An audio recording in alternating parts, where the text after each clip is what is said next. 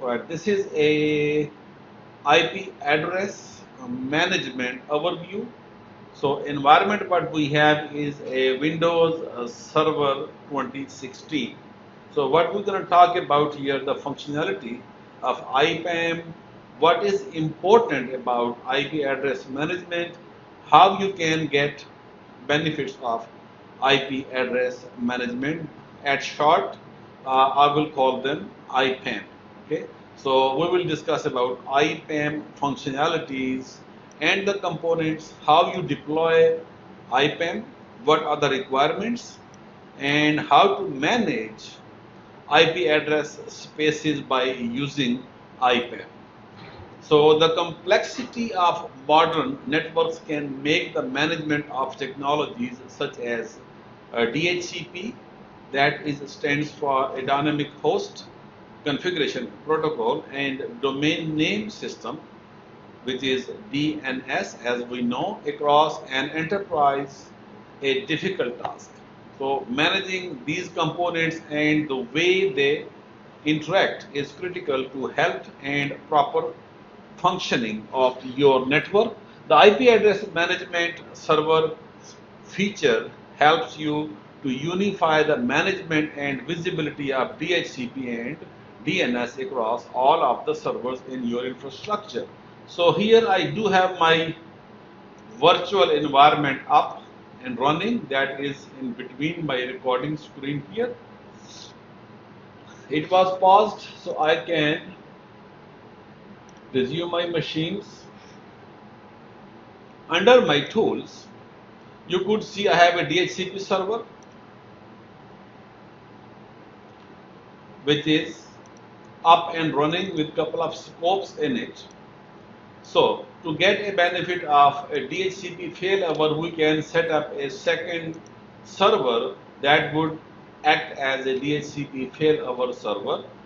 Also, we can get benefit of IPAM to manage DHCP remotely, and we can create scopes remotely, and you can manage and delete things remotely, and we also can manage a DNS. So this is my DNS and that is my DHCP. We might have multiple servers and we want to manage centrally. So this is just an example of that environment what we have or what anyone can have or what any organization can have it.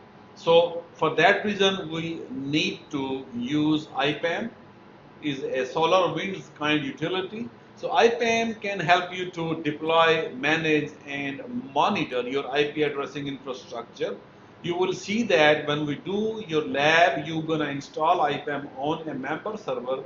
You can configure and manage, and you will have a full functionality of that IPAM server on your LON-SVR2. So IPAM helps you to manage multiple servers that are running the DHCP server. I showed you only one, or DNS server roles. The automatic discovery and agentless operation of IPAM make it easy, or makes it easy to deploy and the integration with Active Directory domain services, DHCP, DNS, and the network policy role service makes it easier to manage your existing infrastructure structure. Okay, so the main question is that what is an IPAM? It is an IP address management. So managing the allocation of IP addresses can be a complex task in a large networks. IPAM provides a framework for discovering, auditing, and managing the IP address space of your network. No matter your company is big or small, but you can get benefit of a bigger companies as well, or large companies or enterprise level companies. IPAM enables you to monitor and administer both DHCP and DNS, and it provides a comprehensive view of where specific IP addresses are allocated. You will see in your lab when you configure that one, you actually between the lab have to wait for its updates once you configure IPAM. So you can configure IPAM to collect statistics from domain controllers and network policy servers like NPSs, the resultant data is recorded in the Windows internal database, WID, you will see in your installation time. You also can use, if you have a live SQL server available, you can use that as well for IPAM management and databases. So that is an optional. So in the lab, what you're going to do here today, you will basically work with your WID,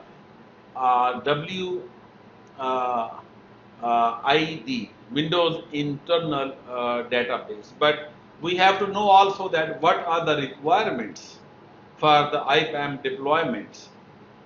So to ensure a successful IPAM implementation, your company, your organization's network infrastructure must meet several prerequisites. For example, you cannot use a domain controller to install IPAM. So IPAM server must be a domain member, not a domain controller. So in the infrastructure, when we gonna do the lab, we will see that DC1 will be our domain, a datum.com, LON-SVR1 will be our member server, and LON-SVR2 will be a member server. So we're gonna use a member server to install IPAM. So the IPAM server should be a single purpose server. So do not make it a multi-purpose server to get benefit of other things. So that will be a mistake because you will gonna have some performance issues. So do not install other network roles such as a DHCP or DNS because you are going to manage remotely your DHCP and DNS, but you're not going to install on top of that IPAM server. So if IPAM installs on a DHCP server, IPAM will not be able to detect other DHCP servers. That will be a problem because you can't see the other DHCP or DNS servers on the network.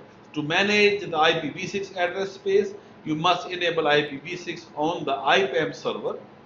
For IPAM's IP address tracking and auditing feature to work, you must enable logging of account sign-in events on domain controllers and NPS. So I discussed with you and talked about the NPS. NPS is a network policy, okay? So if you want to look at what is an NPS, so let me go into this small window in recording section. So I can even show you my own video from YouTube, okay? So you can just put my name and NPS, and there will be at very top a video, Windows Server 2012 R2 NPS. This video is about role by me, and the second video, the third video, this is the most viewed this video. I got this one. I just created my site. I'm gonna skip this ad just to show you. Skip this ad. So this video is already viewed by 37,000 viewers, but this is all about explanation about the network policy or network access policy. So whenever you get a chance, simply all you got to put my name and an NPS, and you're gonna search for this video, and it will give you actually a Word document. I'm gonna skip on ahead. In between the video, you're gonna see all live hands-on practice, plus you will see my Word pad or Word document. It's gonna come up here at some point. You will see right over here. This explains to you actually everything. This Word document will explain to you everything in detail here, but whatever I'm trying to show you here. But you're gonna see all details there. What NPS is, a network policy we use a lot actually in networking environment, and for the security and authentication purposes we do use a lot. So just keep in mind that you can get a chance to review that. A lot of other things gonna come in between. So before I forget, just I want to mention to you a few things through the reference of some of my own notes or some of my blogs or websites or YouTube channels. So you can take a look on that one. So now we will talk about the deployments. for IPAM deployment. So the deployments also have some requirements. The server on which you intend to deploy IPAM must meet minimum hardware requirements. So as we know that every server at this time already meets with minimum requirements, but for the exam purposes we have to know that as well. So you need a 2 gigahertz at least, a minimum requirement, or faster dual core processor. It is sounds little old now, but at least that is the minimum requirement. Windows Server 2012 or later operating system, not before. We are using here 2016 in the lab, and that is a good news. 4 or more gigabyte of RAM, which is a minimum requirement. We always use definitely more than that, and you also need to have 80 plus gigabyte free disk space. That's another requirement on your hard disk after installing operating system. So if you use a SQL Server database for IPAM, you have the option to use a database on a separate server. However, if you use a SQL Server to host your IPAM database, that must be the only SQL Server instance running on that server. If you have more than one instance on that SQL Server, so you guys have to go and remove it from SQL Server. So there was, I think, already YouTube up where I can show you another video which I enabled last night. That is a instance, SQL instance removing. So you have more than one instance here. This is a small short video which tells you that how can you remove a SQL instance from your Is control unite me panel. with a lab Oh, where I am going to show.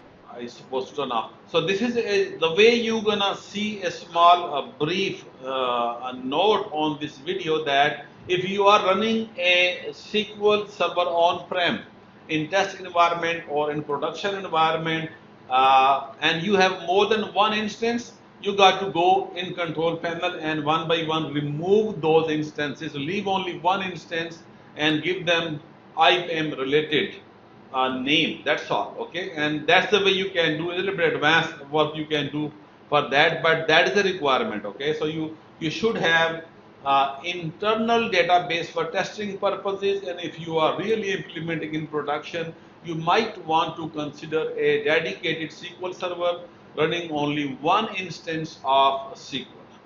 So IPAM lab will let you run a command. That command will actually create some group policies automatically in the server. So the notepad I was talking before about the IPAM, this is a notepad right in my recording window here. Let me expand that one. This talks, this is from online notepad, but you have my separate notes as well. But this will talk about this command, very top one on this one. Okay, so this is in your Dropbox. Take a look on this command. That will basically provision some group policies. Also, once you have an IPAM environment available, you're gonna have actually some built-in role-based security groups in your Active Directory, so that you can use for managing your IPAM infrastructure. So you could see groups IPAM DNS administrator or IPAM MSM administrator, ASM administrator, IP address record administrator, IPAM administrator, IPAM DHCP administrator, IPAM DHCP reservations administrator, IPAM DHCP scope administrator, or a DNS record administrator. So those all things are kind of a little bit more than what you may want to know for this basic lab. This is not actually basic. This is going to be a basic to advanced level lab, but you might want to know those groups or about those groups. So once you see them, you don't get confused. So also you can monitor DHCP, as I said before, and DNS server. So IPAM enables automated periodic service monitoring of DHCP and DNS servers across a single forest or across multiple forests. Here we are running a datum.com, one single forest. In your company, you are maybe running multi-forest environment. So that could be useful for you as well if you are having a multi-forest or the single forest. In the IPAM console, monitoring and management of DHCP and DNS server is organized into the views that has basically a different type of views, for example, like a DNS and DHCP servers view, DHCP scopes view, DNS zones monitoring view, or server groups view. So those groups, if you want to see another way, the easy way I did on all in one environment. So what you do here, you simply can do IPAM with my name, and here you're gonna see two videos. One is in the bottom, one is in the top. So the top one is 40 minutes, the bottom is 41. Same video. First I did for hands-on practice. This is for hands-on practice. Follow along step by step. Okay, so you can use a PDF which I provided you in the Dropbox. This is the one which is with audio, in other words. This is going to give you the details about the IPAM. Before this, I click on the audio. Video voiceover. This video was already posted online without This just central again. interface. IPAM includes components for. Okay, so here this is going to be our details. About 40 minutes left. This is going to give you the whole detail here. Then the third video, which is based on Windows Server 2016, that will be in your Dropbox. After about break the time, after break time, you can have that video available. You can take a look on that one. Okay. So this was just a little brief about the IPAM requirements. You have to know about the requirements. The main thing what I have seen in the previous exam of 741 related second exam of your MCSA 2016, that they mostly confuse you about the installation, where you're going to install the IPAM, what are the basic requirement of the IPAM, uh, uh, how many processor you supposed to have, that's the requirement, how much is the free space requirement, what you can do, what can you monitor from IPAM, and how you can create group policies in IPAM. So in other words, your policies are automatic. You don't have to go into the group policy and create the policies. They are all automatic. Okay. So you're simply gonna go and run the commands from the command line or from your PowerShell. That is where you actually do this all. Okay. So at the end, you're also gonna do some steps about the quality of service, QoS. You're gonna configure some bandwidth related stuff from your QoS, which is a quality of service that is related to Windows. So if you relate yourself with the Windows environment, you will talk about the QoS, is a quality of service. If you talk about some Cisco related, maybe you're gonna see some different word like an class of service, something like that. But so QoS is a quality of service, which is a collection of technologies that allows you to meet the service requirements of a workload or an application by measuring network bandwidth, detecting changing network conditions such as congestion or the availability of bandwidth, and then so priority gives them a priority or throttling network traffic. This means your priority traffic takes precedence over non-critical traffic, and uh, priority traffic processes first. For instance, you can use a quality of service to give a priority traffic such as voice or video streaming, which are very latency sensitive applications, and to control the impact of latency in incentive traffic, such as the bulk data transfers At the end of the lab, they're going to ask you to go to your MMC management console and you configure the QoS from there, and you control the bandwidth the way you actually desire. So that is the one thing you are going to do from your MMC, or MMC is a Microsoft Management Console, that you always can get but just by tapping your MMC and enter. So it's gonna bring up the console here, and from here you can get whatever you want to add from the file, add, remove snappings. So here you have a bunch of stuff to add here. So they're gonna ask you use, maybe you're gonna use your security policy, this one security configuration, or whatever they want to ask you, or you directly can go to your SecPol, SecPol, security policy.msc. So you can configure a lot of stuff through your security policy as well. So that is the one you're gonna actually use in your lab. So if anybody has any questions about IP address management, please let me know. I will give you some notes to review for next 15 minutes. This discussion was about 15 to 20 minutes, and approximately we discussed about that one. In between, anybody has any question, please put in the chat window, or if you can directly talk to me. My audio is on, my chat window is on, so we can discuss about this topic. So I'm going to save this lecture because we don't have everybody actually present at this time. So in case if anybody wants to review this information, this was all about your IPAM related stuff, and you're gonna do the lab. You're gonna have a more understanding if you wanna look at the IPAM console itself. So if I'm gonna say when I installed, after the installation, this is the IPAM console you're looking at right now. Actually, it's not a high definition at this time, but this is the way the IPAM console looks like. Let me go to the instead of this video, the second video possibly. I want to show you a few things in the high definitions. You might want to go one step back and look at this video. I'm gonna skip this video until the middle, where I'm gonna have this console available.